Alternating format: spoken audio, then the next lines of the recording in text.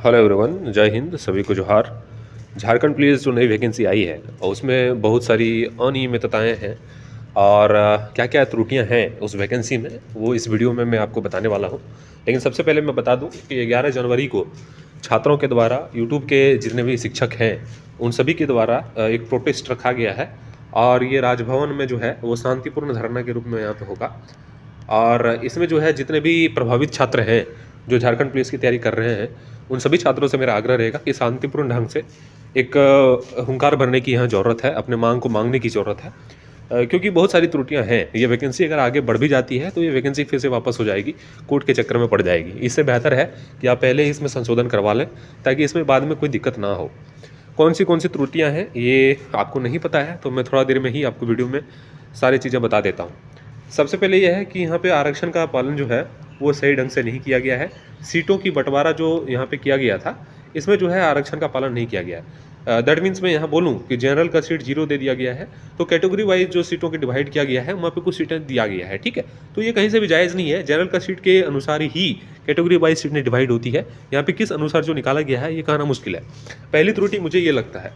और दूसरी त्रुटि जो है वो महिला का जो है वो दौड़ की टाइमिंग है वो 30 मिनट जो है संशोधन करके कर दिया गया था। इसको फिर से जो है इस वैकेंसी में 40 मिनट संशोधन करके कर दिया गया था। इसको फिर वैकेंसी में जो है 30 मिनट कर दिया गया है। 5 किलोमीटर 30 मिनट में फीमेल्स को दौड़ना है, जो कहीं से भी सही नहीं है क्योंकि ये काफ़ी टफ हो जाता है फीमेल के लिए। और 2015 वाली वैकेंसी की स्थिति में बताऊं तो लगभग 80 से 90% सीट जो है फीमेल का खाली रह गया था, सिर्फ इसलिए कि 30 मिनट में 5 किलोमीटर रनिंग करना था और फिर वही कर दिया गया है। उसके बाद तीसरी त्रुटि मैं बताऊं तो यहाँ सबसे बड़ा झोल जो है वो सिलेबस में है, क्योंकि ये झारखंडी का सिलेबस नहीं है। 10th लेवल की सिलेबस जो है वो एक्साइज का कांस्टेबल का सिलेबस था और इसी अनुरूप जो है सिलेबस बनना चाहिए। और ये मुझे तीसरी त्रुटि लगता है और ये बड़ा त्रुटि है क्योंकि सिलेबस जो है काफ़ी मायने रखता है क्षेत्रीय जो छात्रों है उसका सिलेक्शन के लिए। चौथी त्रुटि मैं बताऊँ तो चौथी त्रुटि आपका ये है कि सीट्स की संख्या का कम होना, सीटों की संख्या का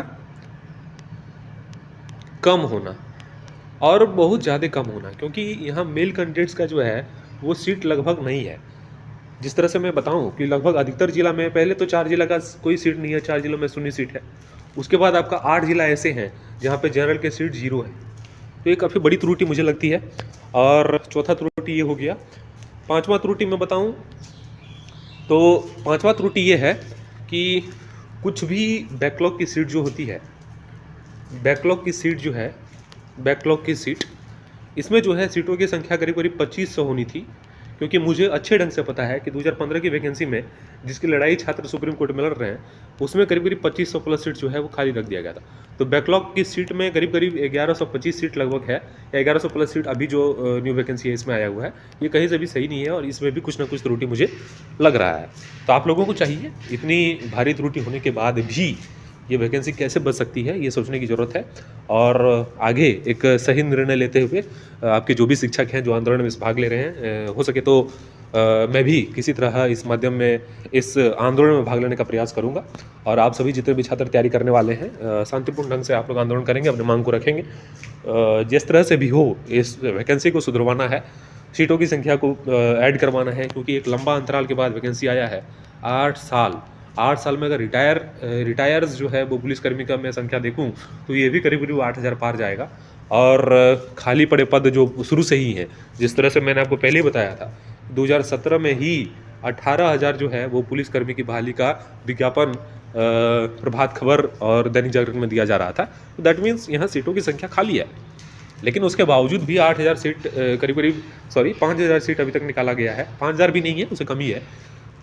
तो चाहिए कि सीटों की संख्या भी बढ़नी चाहिए। और जिस तरह से डीजीपी सर ने कहा कि सीटों की संख्या बढ़ेगी तो इसी वैकेंसी में बढ़ने की संभावना आपको ऐसा कर देना चाहिए, इस तरीके से आपको आंदोलन करना चाहिए कि इसी वैकेंसी में जो है आपको सीटों की संख्या देखने को मिल जाए।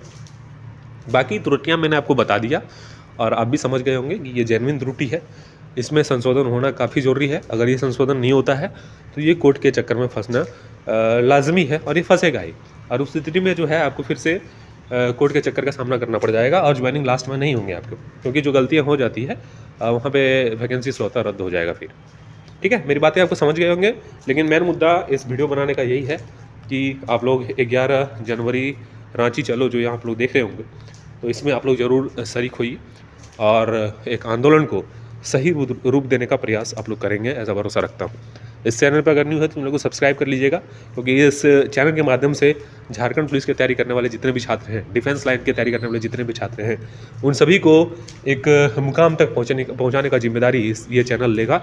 जैसे ही सही सब चीज़ हो जाने के बाद इस चैनल के माध्यम से एक बेहतर प्रयास जो है आप लोगों के लिए किया जाएगा।